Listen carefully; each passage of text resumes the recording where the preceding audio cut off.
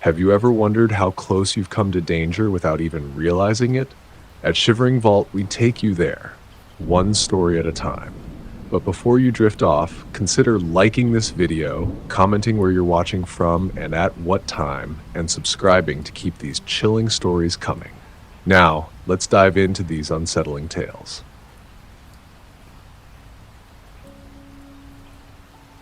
I've been trying to forget the events of that night, but it's been harder than I thought.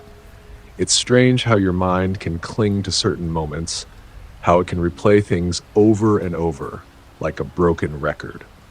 A few months ago, on a random Wednesday evening, I found myself stuck in a situation that, to this day, still haunts me. It was an ordinary day, nothing special. I had just finished up work and was heading home, just like any other evening, but nothing about that night was ordinary.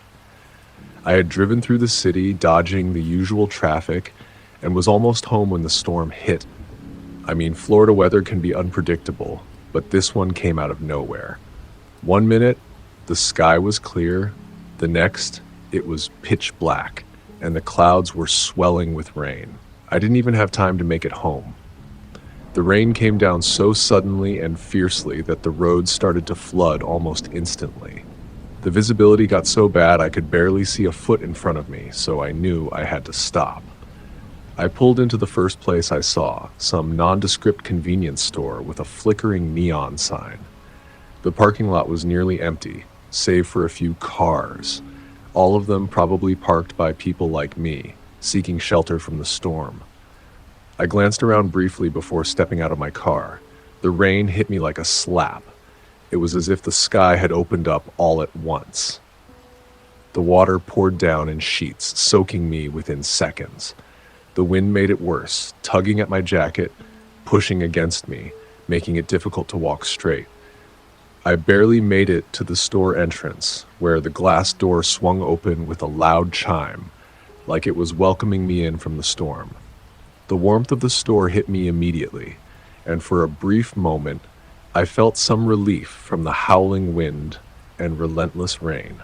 The store itself was small, barely big enough to turn around in if there were more than 7 or 8 people inside. The fluorescent lights buzzed above me, casting a harsh, flickering light on the shelves that lined the walls. You know the kind of store I mean, cheap snacks, energy drinks, cigarettes, random household goods. Nothing fancy, but in that moment, it was a safe haven. The walls were lined with aisles of chips, gum, sodas, and candy. The entire place smelled faintly of old plastic, stale air fresheners, and the weird, musty scent you get in stores like that, maybe from the air conditioning system that never seemed to work properly. There was no one else inside when I stepped in, just the cashier. He was an older man, maybe in his late 50s or early 60s, with a scruffy beard and unkempt hair that made him look more tired than anything else. He didn't look up from what he was doing, likely some mindless task behind the counter. He was sorting through a stack of receipts, absent-mindedly checking them one by one. He didn't even acknowledge me when I walked in. Maybe it was the storm, or maybe it was just his routine, but he seemed distant, almost like he had seen it all before. I grabbed a bottle of water from the aisle, nothing special, just something to drink, and walked up to the counter. I set the bottle down, and for a moment, I thought about making small talk. The rain was really coming down now, and it didn't look like it was going to let up anytime soon. I figured I'd ask the cashier if he thought the storm would pass soon. But before I could open my mouth, I heard the door chime again. At first, I didn't think much of it. It was just another person seeking shelter, I figured. But when I turned to look, something about the man standing in the doorway made my stomach flip. He was drenched, his clothes completely soaked through, water dripping off him in heavy, steady streams, collecting in puddles on the floor beneath his boots. His hoodie was pulled up so that it covered most of his face, but I could see his eyes, wide, frantic, darting around like he was searching for something. It was the kind of look that made you uncomfortable, like he was hiding something, or maybe he was on edge for some reason. He didn't speak to the cashier or even acknowledge me. He just walked in quickly with an almost hurried, jerky pace. He didn't bother wiping off the water from his face or clothes. He just moved toward the aisles, his eyes shifting from one side of the store to the other, like he was lost in thought, or maybe just trying to figure out what he was doing there. The door closed behind him with a soft thud, and the sound of the rain pounding against the windows was so loud it almost drowned out the silence in the store. For a moment I tried to ignore him, but something in the way he moved caught my attention. There was an odd urgency in his steps, as if he was trying to avoid being seen, or maybe trying to disappear into the store. It wasn't normal. He didn't stop at any of the aisles or glance at any of the products. He just kept walking, almost aimlessly, as if he was in a hurry but didn't have anywhere specific to go. I could feel my nerves start to tighten. The air in the store felt heavy, like something was about to happen, though I couldn't say exactly why. I tried to focus on the cashier, hoping to distract myself from the uncomfortable feeling building in my chest. He didn't seem to care much about the stranger in the store. He barely even looked up. He just kept sorting through the receipts, flipping through them slowly as if he hadn't noticed the man. Maybe he was used to people coming in and out. Or maybe he didn't want to make a fuss. I glanced at the man again, trying to make sense of him, and that's when I noticed something I hadn't before. He had his hand in his hoodie pocket, his posture tense. Something about the way he moved made me think that he was not just avoiding eye contact, but also avoiding drawing attention to himself. There was something off, but I couldn't put my finger on it. I shifted my weight uncomfortably, glancing back at the cashier, wondering if I should leave, wondering if I was just being paranoid. But before I could make up my mind, the man moved toward the counter. I'll never forget what happened next. The man's hand shot out of his hoodie pocket, and I saw the flash of metal in the dim light. A knife. It wasn't some big, menacing blade, but it didn't need to be. It was a sharp, silver knife about the length of my forearm, and the way his hand gripped it was shaky, nervous, but firm. He didn't point it at us, not immediately, but I could see the way his eyes darted from the cashier to me and then back to the register. His breath was ragged, his chest rising and falling rapidly like he was struggling to stay calm. "I need the cash," he said, his voice low but sharp, each word coming out in a tight, forced whisper. All of it. Now.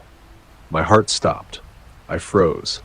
My mouth went dry and my entire body went numb, like I was trapped in a nightmare, unable to move or react. The cashier, to his credit, seemed calm.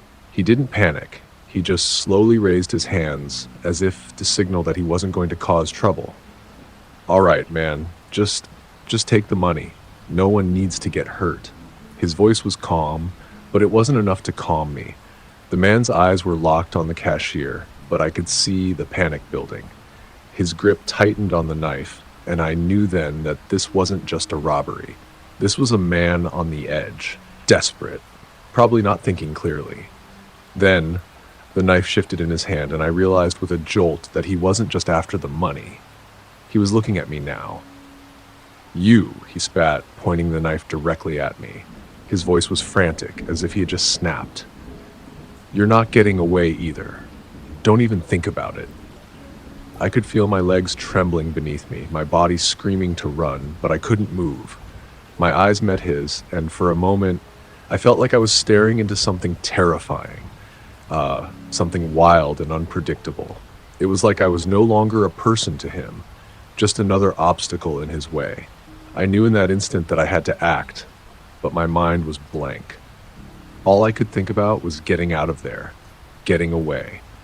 And then I made the decision. Without a second thought, I turned and bolted for the back of the store.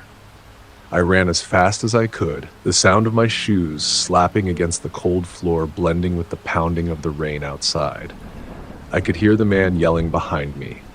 his voice rising in panic, but I didn't dare look back. I just kept running, my breath coming in short, panicked gasps, my heart racing in my chest. I reached the back door where there was a small storage room, barely big enough to fit me, but it was the only option I had. I swung the door open and slammed it shut behind me, locking it as quietly as I could. I crouched in the darkness, trembling, listening. I heard his footsteps getting closer, his frantic breathing. I pulled out my phone, my hands shaking so badly I could barely dial 911. The operator answered quickly, and I whispered as quietly as I could, "Please, there's a man with a knife in the store. He's trying to rob it. I don't know what to do." The dispatcher's voice was calm, almost too calm. "Stay on the line with me. Help is on the way. Just keep quiet and stay hidden, okay? Help is coming." Her voice was soothing, yet it couldn't drown out the frantic pounding of my heart, the trembling in my hands, or the cold sweat pooling at the back of my neck. I could hear the man's footsteps outside the storage room door, each one growing louder.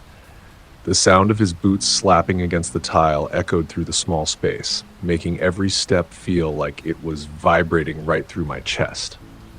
I pressed myself into the farthest corner of the room, trying to make myself as invisible as possible. Every muscle in my body was tensed, frozen. I didn't dare make a sound, not even a breath.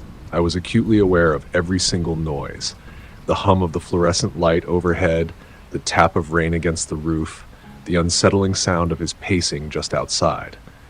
The storm outside continued to rage, its violent hiss against the windows adding a sense of urgency to the already overwhelming tension. I kept the phone pressed against my ear, but it was becoming harder and harder to concentrate. My mind kept spiraling. What if the man found me? What if the police couldn't get here in time? What if I was already too late? I felt like I was trapped inside a box, the walls closing in around me. Then suddenly, I heard it, doorknob rattling and banging. His voice, raised and frantic, cut through the silence outside. "I know you're in there," he shouted, his words thick with frustration and panic.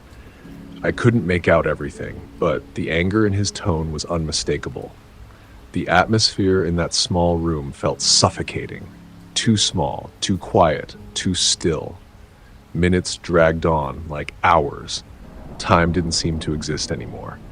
I couldn't tell how long I'd been huddled in the dark, barely breathing, barely moving. It felt as if the world had completely stopped, as if everything was holding its breath. Then I heard something that made my heart leap. Sirens. Faint at first, but they grew louder and louder, the sound cutting through the storm like a knife.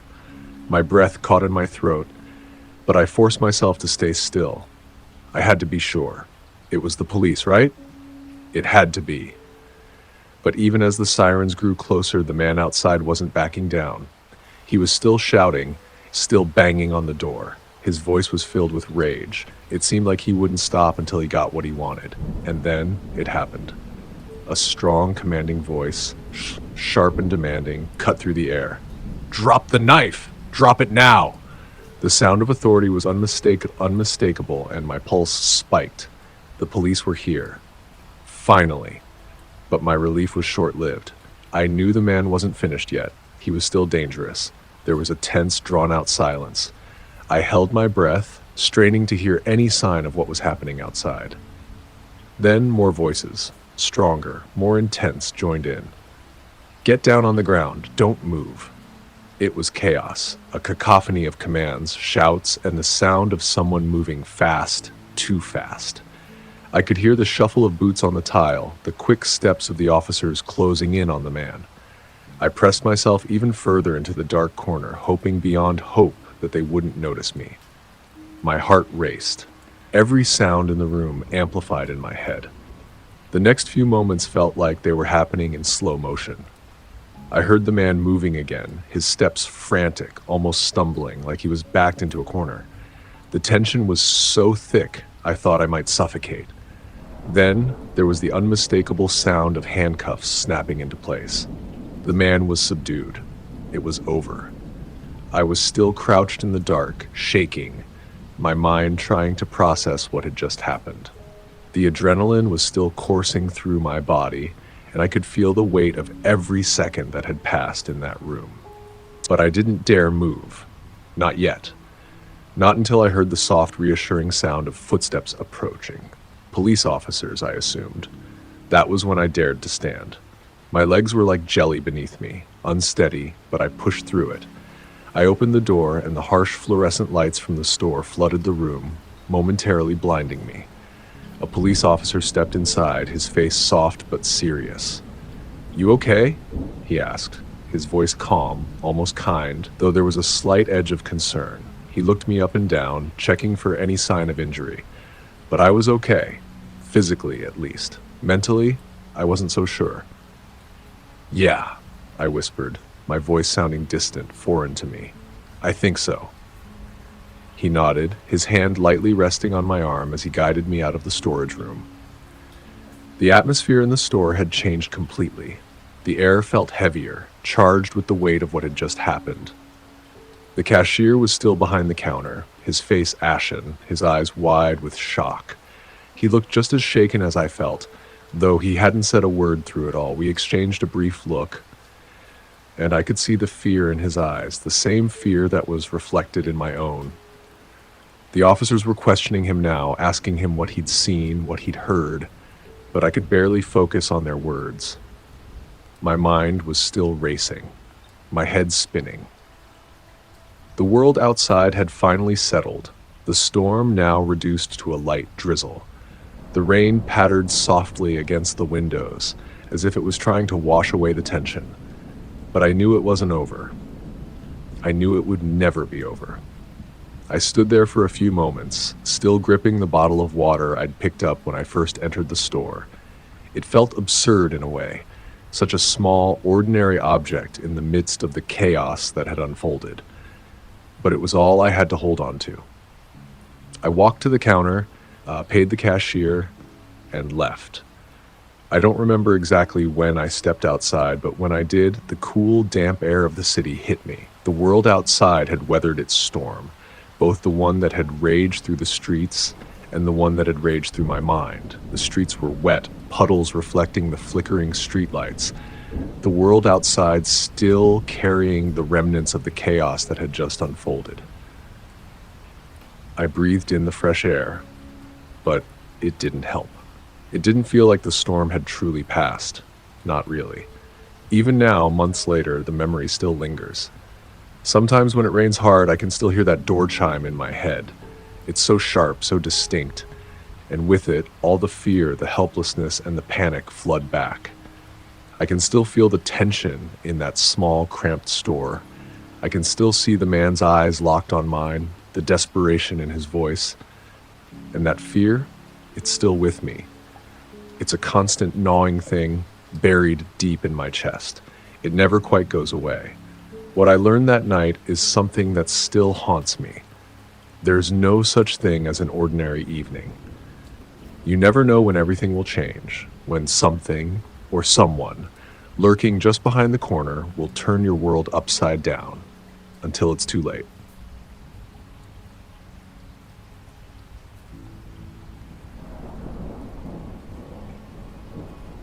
I'll never forget that night, no matter how much I try. Sometimes I wish I could forget it, but I don't think that's something that will ever happen. It's one of those experiences that gets under your skin in a way that nothing else really can. I was just trying to get home after a business trip, but something in the air that night was different. It was one of those rainy nights in Florida when everything seems to close in on you, like the world itself is taking a deep breath, waiting for something to happen. The kind of night when the darkness feels heavy, like it's pressing in on you. I had spent the whole day driving from Miami, heading up the I-95, the road stretching out in front of me like an endless black ribbon. The rain was relentless. It started as a drizzle around 8 p.m., but by the time I hit the outskirts of the Everglades, it was coming down in sheets. The windshield wipers on my car were struggling to keep up, swishing back and forth, but it didn't make a difference. The road was slick, the headlights barely cutting through the fog and rain. My knuckles were white from gripping the steering wheel too tightly, and my mind was starting to feel heavy. I was tired. I didn't want to pull over, but I knew I had to. It was close to midnight when I finally saw the dim lights of a gas station ahead. It looked like a small, forgotten place. A stop along the highway for truckers and weary travelers. The neon sign flickered weakly, barely legible. The gas station wasn't much more than a rundown structure, with an old, crumbling building that housed the convenience store. The parking lot was empty, except for the occasional puddle of water that shimmered in the light. The only sounds were the steady patter of the rain against the pavement and the occasional rumble of thunder in the distance. I pulled in, relieved to see that the gas pumps were working. My car was running low on gas, and I had been hoping for a stop like this. The lights above the pumps buzzed and flickered, casting an eerie glow over the scene. It was one of those places that hadn't seen any upgrades in years, and it showed. The metal pumps were rusted in places, the hoses hanging loosely. I don't think it was a busy place, not with how isolated it felt, but I wasn't in the mood to be picky. I parked near the pump closest to the store, turned off my car, and stepped out into the cold, biting rain. My boots made a soft splashing sound in the puddles as I walked toward the pump. The rain hit me with an almost physical force, soaking me almost instantly. I shivered, pulling my jacket tighter around me. My fingers fumbled as I tried to open the gas cap, the cold making it harder to twist. My eyes kept darting back to the store, which was dimly lit inside. I couldn't see much, but there was something about the place that felt off. There was an old sedan parked near the entrance of the store. It was a piece of junk, paint faded, a cracked windshield, the tires low. I hadn't noticed it when I pulled in. Maybe it had been there the whole time, or maybe it had pulled in after I arrived. But there was something unsettling about it. I couldn't place it, but I couldn't take my eyes off the car. I tried to shake it off. It was late, and my mind was probably just running wild. I started pumping gas, my hands trembling slightly. The rain was coming down so hard that I could barely hear anything outside of the thrum of the pump and the rhythmic swish of my wipers. I glanced around the parking lot. No one was around, no other cars, just the rain. And that damn car. I don't know why, but the longer I stared at it, the more uneasy I became. It felt like something wasn't right. It was just a feeling, an instinct, but it was enough to make my heart race faster than the rain could fall. I finished pumping the gas, but before I could even grab the nozzle, I heard something behind me. It was faint at first, just the sound of footsteps. But they weren't normal footsteps.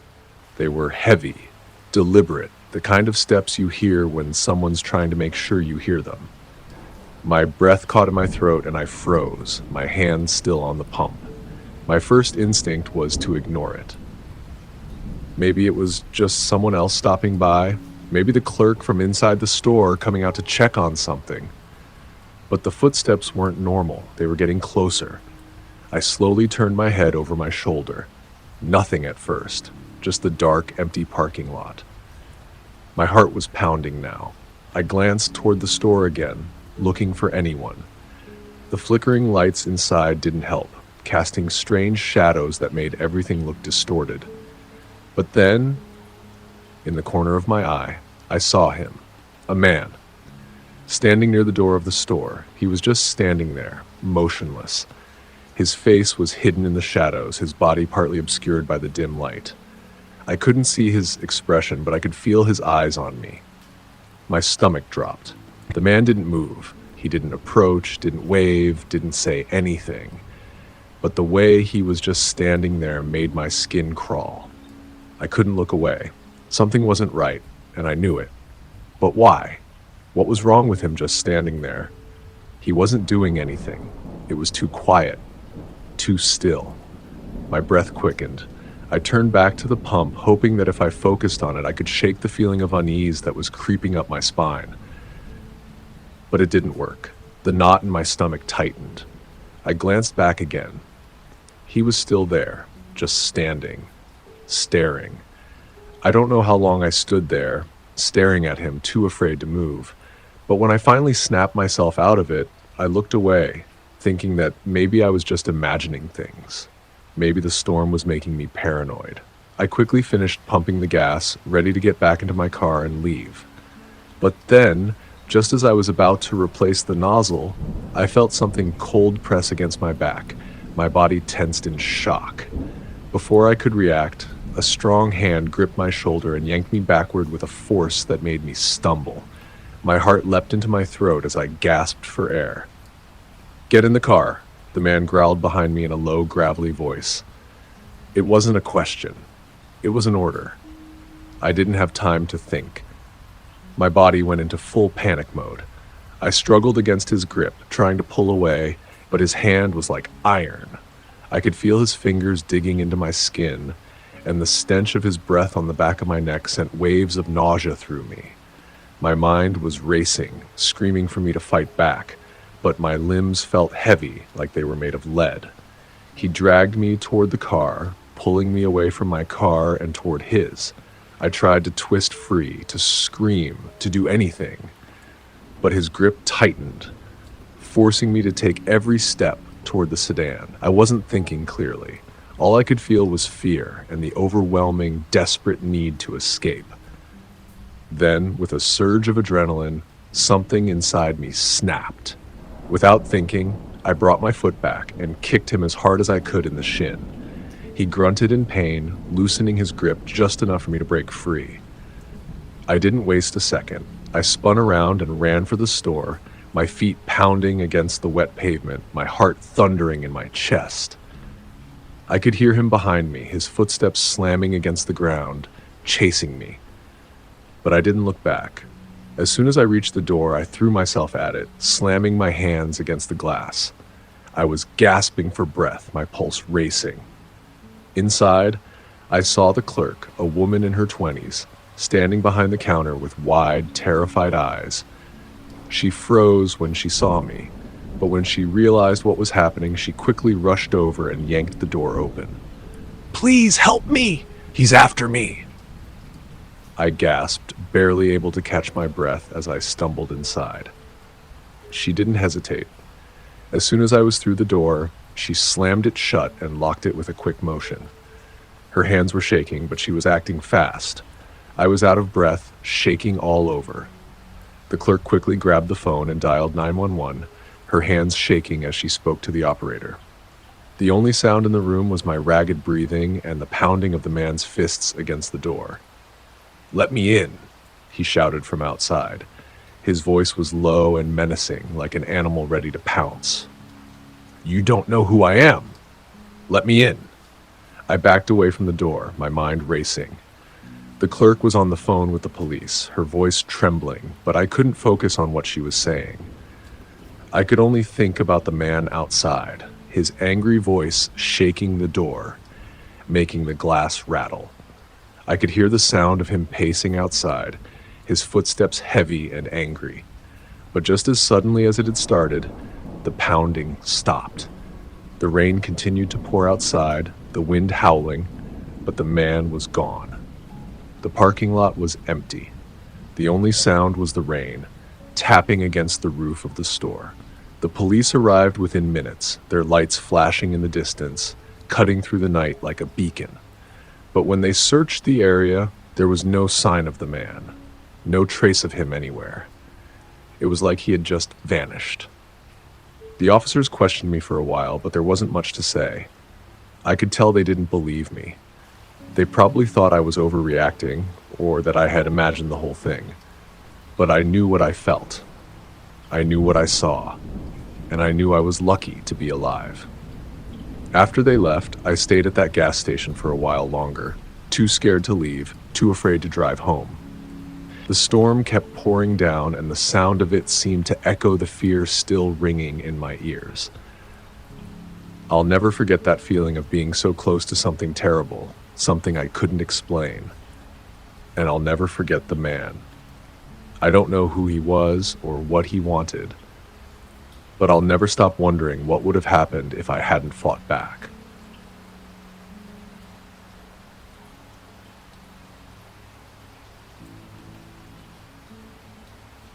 I've never really considered myself the type of person who'd be caught up in anything terrifying. I'm the kind of person who just goes about life, doesn't get paranoid about things, and certainly doesn't expect the kind of nightmare scenarios you hear about in movies. I guess you could say I was just like everyone else, living a normal life in my small, quiet Florida home. A simple, quiet life. Until that night. It was one of those nights where everything felt just a little off, but at the time, I couldn't put my finger on it. The rain had started in the afternoon, just a drizzle at first, but by the time evening rolled around, it had turned into a relentless downpour, tapping loudly against the windows. The storm wasn't uncommon for Florida, but it was the kind of storm that made you feel like the world outside had blurred into a cold, dark abyss. The wind howled through the trees, pushing the rain sideways against the house, and the air had that thick, muggy feeling you get before a storm lets loose. I live in a modest one-story house, tucked away on the edge of a suburban neighborhood. It's not exactly isolated, but it's not busy either. The kind of place where you don't expect anything out of the ordinary to happen. My living room was dimly lit, the only light coming from a few lamps scattered around the room and the soft glow of my phone. I was just scrolling through my news feed, trying to ignore the storm outside, when Bailey, my golden retriever, caught my attention. She was lying on the floor next to me at first, but suddenly she perked up. Her ears stood straight up, and her body tensed like a string pulled too tight. Her eyes went wide, scanning the room, but most of her attention was focused on the back door. I glanced over at the door, not thinking much of it at first. After all, dogs are known to react to things we can't see, right? Maybe it was just the rain or the wind playing tricks on her, but then I saw it. Bailey's fur was bristling along her back, and she started to growl. It wasn't the playful, harmless growl she usually does when she sees a squirrel outside.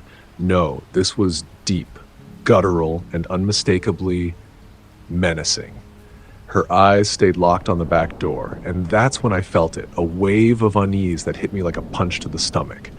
I wasn't sure what she was reacting to, but I could tell something wasn't right. I stood up, instinctively walking toward the door, trying to calm her down. "It's all right, girl," I murmured, but she wasn't listening. She just kept growling, low and continuous, her attention unwavering from the door. I reached for the light switch to illuminate the back porch, but before I could, I heard it. Soft, faint, almost like the wind, a scraping sound. I froze. It was coming from the back door. The sound of something scratching against the glass. I couldn't quite figure it out, but I knew that wasn't normal.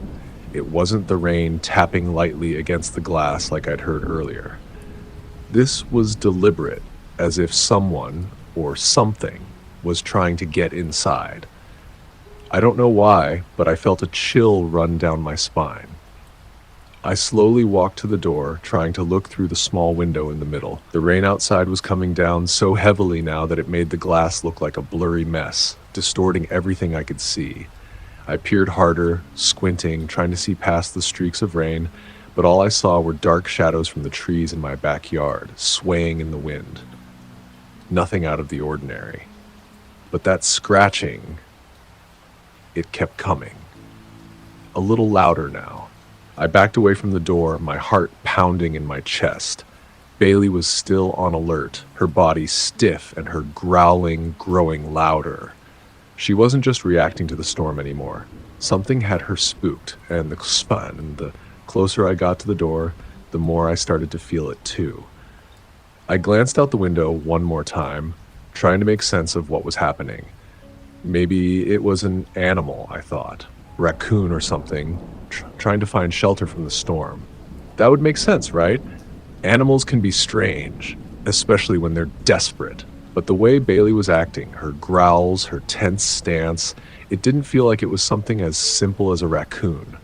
I looked back at my dog, trying to reason with her. Bailey, it's just the rain. Come on, girl. It's nothing. But she wasn't listening. Her ears were flattened now, and she let out another low growl, her eyes never leaving the door. Something inside me told me I shouldn't open that door. But that feeling, whatever it was, kept nagging at me. I needed to know. Maybe I was just paranoid, but I wasn't sure anymore. I slowly moved to the door and reached for the handle. The scraping noise stopped the moment my hand touched the metal. I paused, standing completely still for a few moments, listening. The storm outside was deafening now, the wind howling through the trees and the rain hitting the roof with a constant, angry beat. But all of it seemed so distant, like I was in a bubble, completely cut off from everything around me, except for that door. I glanced at Bailey one more time. Her eyes were wide, and her body was shaking slightly. She was scared. She knew something was wrong. Without thinking, I swung open the door, but there was nothing there, just the pouring rain, the faint glow of the back porch light, and the dark shapes of trees swaying in the wind. For a moment, relief washed over me, and I convinced myself it was just the wind playing tricks. Maybe I was overthinking it, being paranoid. I stepped inside, the door slamming shut behind me, and I quickly locked it. Grabbing Bailey by the collar, I urged her toward the living room. As I sank into the couch, the room stilling around me, I heard it again. A tapping sound, soft at first, then louder, unmistakable against the glass. My heart hammered in my chest, my mouth dry. I stood up, instinct taking over, and turned toward the door. Just as I did, a sharp, violent crash of glass shattering echoed through the house. The back door's glass had broken, and that's when I saw it. A hand. A pale, rough-looking hand reaching through the jagged shards of glass. My entire body froze. A cold wave of terror washed over me. The hand moved slowly, deliberately, as if it were searching for something. Its fingers stretched toward the door's lock. I couldn't move. I couldn't breathe. My eyes were locked on that hand, my whole being paralyzed as it inched closer. Time seemed to stand still. Then, without warning, Bailey let out a vicious, bone-chilling bark, louder than anything I had ever heard. The dog lunged at the door, her body moving faster than I could register, her teeth bared, her growl like the roar of a lion. The man yanked his hand back in terror, his eyes wide with fear. He stumbled backward, almost falling over as he turned and sprinted into the darkness. Bailey continued to bark, her growls turning to full-on snarls as she charged after him, teeth flashing in the dim light. I stood there, frozen in place, my heart racing so fast I thought it might explode. My mind couldn't process what had just happened. Was that a man? Was he trying to break in? What the hell was going on? I didn't have time to think, though. I was still paralyzed by fear, listening to the frantic barks of Bailey fading into the distance. The man was gone. Just like that, he vanished into the rain and the night. I stumbled back from the door, my breath coming in shallow gasps. The house was silent again, except for the storm. I don't know how long I stood there, just trying to comprehend what had just happened. The police arrived shortly afterward. I told them everything I could remember, but when they searched the yard, they found nothing. No footprints, no sign of anyone, nothing. They said it was probably a random break-in attempt that turned into a confrontation when Bailey started barking, but I knew what I saw. Bailey didn't sleep that night. She stayed by my side, watching the door, her ears still perked, her body still on edge, but she didn't growl again. She just stayed close, and I stayed close to her. It was as if she was guarding me. I don't know who that man was or what he wanted, but I'll never forget the feeling of his hand reaching through that door. And I'll never forget how my dog, my sweet, harmless dog, saved me from whatever he had planned.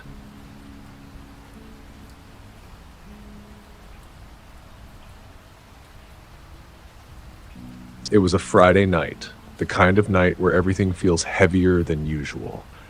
I was hunched over my desk, my eyes straining as I tried to make sense of the piles of notes scattered across the surface.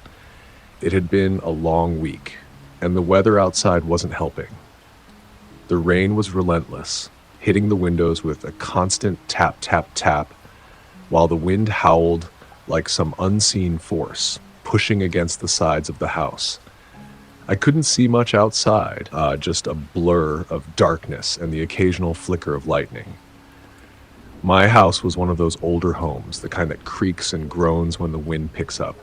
It's 2 stories, isolated on a stretch of land about 15 minutes outside of town in Florida. Quiet, peaceful. I've always loved that about it.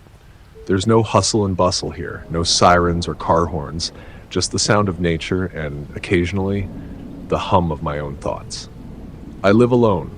No roommates, no pets, just me and my books and the quiet that I crave. That's how it's always been, and I never minded it. The house felt like mine, my space, my sanctuary. I'd spent years fixing it up, adding little touches that made it feel more like home, like a warm and welcoming place. Even on nights like this, when the rain seemed to make the world feel distant and alien, I never felt scared, or at least I never used to. I had been sitting at my desk for hours, working on some project that I couldn't really focus on anymore. The clock on the wall ticked away, and the darkness outside only seemed to grow thicker. My eyes kept darting to the window, almost as if I could see something moving outside, but all I saw was rain. It was around midnight when the crash happened. I wasn't even fully aware of what it was at first. It came suddenly, a loud bang that echoed through the house like a door slamming or a heavy object falling. I froze in place, my pen still in hand, staring at the papers before me. My heart skipped a beat. I couldn't remember the last time I'd heard a sound like that. I listened intently, trying to decipher what had caused it. The rain, which had been a constant presence, now felt distant. The wind no longer mattered. The only thing I could focus on was the quiet that followed that crash. The house was still, but then it wasn't. I heard it again, a soft scraping noise, followed by the unmistakable sound of someone walking slowly, deliberately across the floor downstairs. My chest tightened. I sat frozen for a moment, trying to convince myself that it was nothing. Maybe a branch from a tree had fallen, or maybe it was just the house settling. But deep down, I knew it wasn't that. It couldn't be. The house didn't make noises like that, at least not at this time of night. I stood up, my chair scraping noisily against the floor, making me wince as I glanced toward the door. My mind raced. Could someone be in the house? I was certain I had locked everything before coming upstairs, but how could I be sure? The thought of a stranger walking around in my house, my home, was enough to make my heart pound against my ribcage. I grabbed my phone instinctively, opening the screen to check the time, but all I saw was a dim reflection of my wide eyes and flushed face. I didn't know what to do.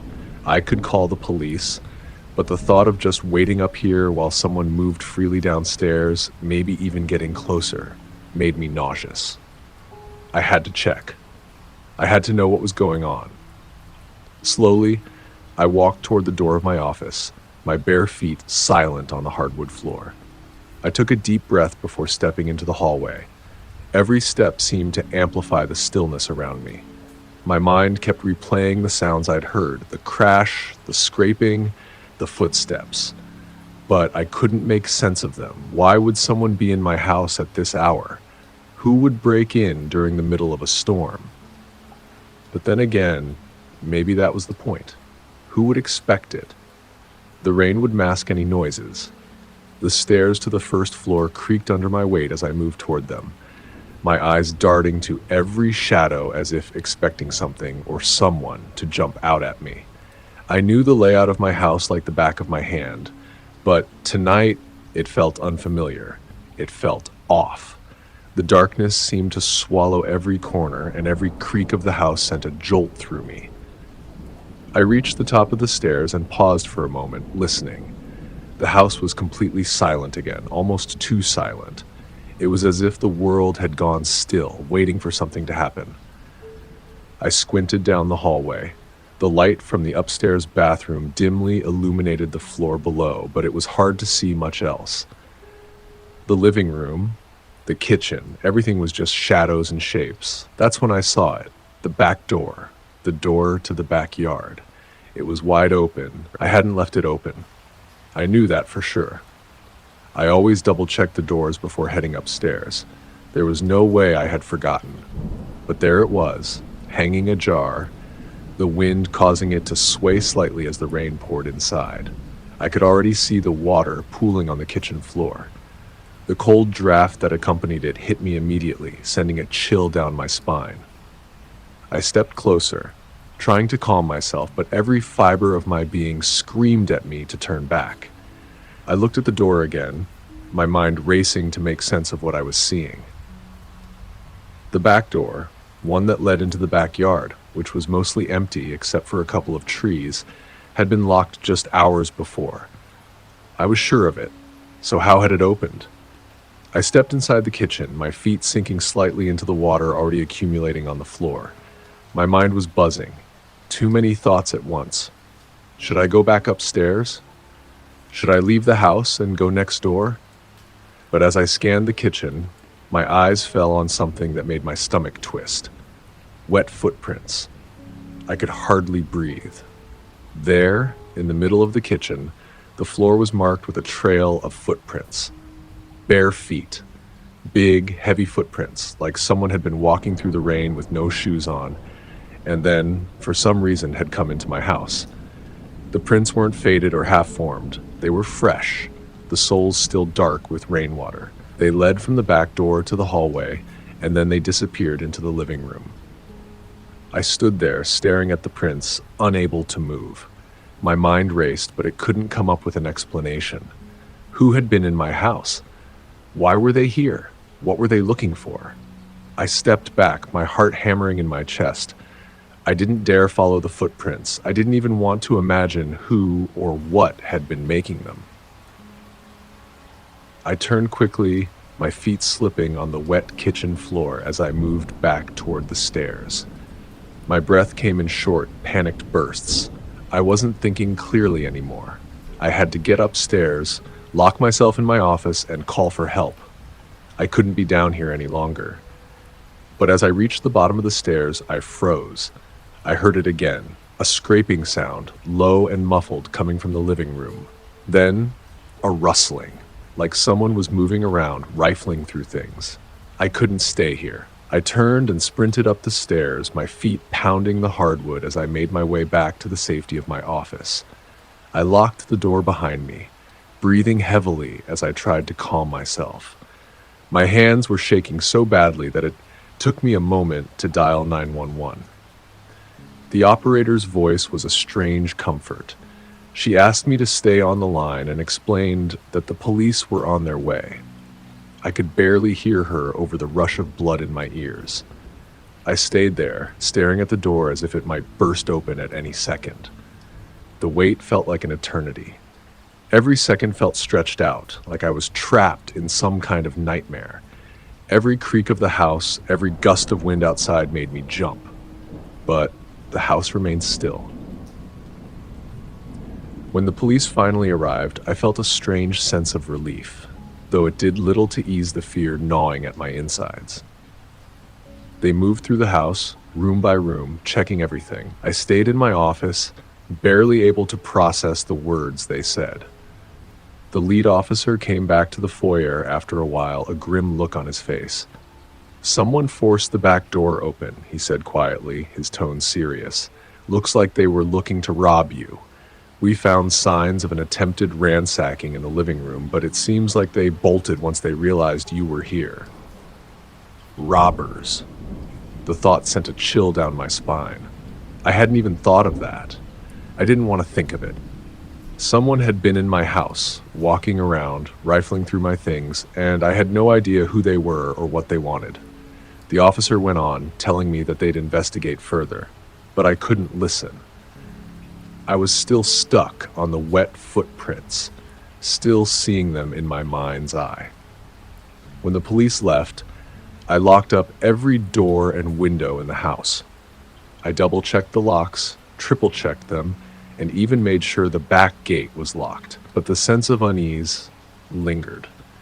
It was the middle of the night, and I knew I wouldn't be able to sleep. Not after what had happened. I still don't know who was in my house that night, or why they were there. The police never found any leads, and I've heard nothing about the case since. But the image of those wet footprints still haunts me. That's it for today's tale from Shivering Vault. If you have a story worth sharing, drop it in the comments or send it our way. Don't forget to subscribe and share with your fellow thrill seekers. As always, the Shivering Vault thanks you for unlocking today's tale. Until next time, the vault awaits your return.